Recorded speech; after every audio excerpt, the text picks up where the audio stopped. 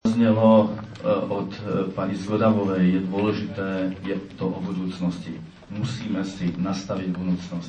Ale prosím vás, a vystriham pred tým, čo tu znelo. Tá budúcnosť nie je v tom, že sa niekam zaradíme. Tá budúcnosť je v tom, že budeme dobrí. A keď chceme byť dobrí, musíme vytvárať podmienky. To je presne to, čo povedal pán dekan teraz. Veď my nemôžeme byť neustále, my nie sme Real Madrid, ktorý neustále kupuje hráčov zvonka.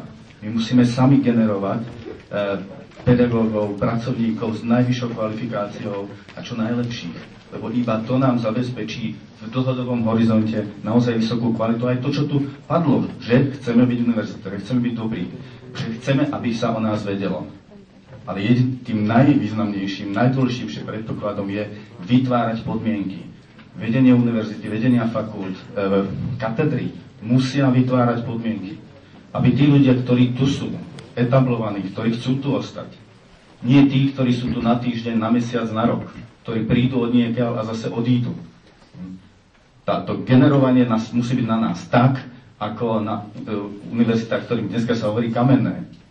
Tých univerzít som pár prešiel a pôsobil som na jednej z kamenných univerzít, ktorá dneska je jednou z najlepších na Slovensku. Ale trvalo to, aby sa dostalo do tohto stavu zhruba 25 rokov. Čiže to nebude hneď. Ale môžeme mať to, čo tu bolo povedané. Študentov, o ktorých je záujem. Môžeme mať vynikajúce pracoviská. Môžeme mať najprv istý počet excelentných výskumných centier. Ale to nebude rásť okamžite. Ale dôležité je, aby sme vytvárali preto podmienky. Materiálne, personálne, aj ľudské. Aby to nebolo o animozitách, ale o spolupráci. Veď kde sa tvoria nové poznatky? V tímoch. My musíme vytvárať tímy. Bohužiaľ, toto je problém celého Slovenska. Že ľudia síce sa nastavia na podmienky, bohužiaľ, musím to tak povedať, tu sa o nich hovorilo, ale až o koncových prvkoch.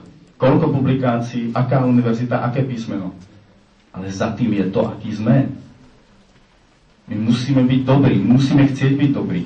My sa nemôžeme venovať 100 študentom učiteľ. V Amerike profesor má 7-10 študentov, s ktorými intenzívne pracuje. Niekedy deň čo deň. Ale keď máme 50, 70, 80 študentov na jedného učiteľa, tak to sa nepodarí. Čiže to je proces a to, čo treba naštartovať, tento proces treba naštartovať.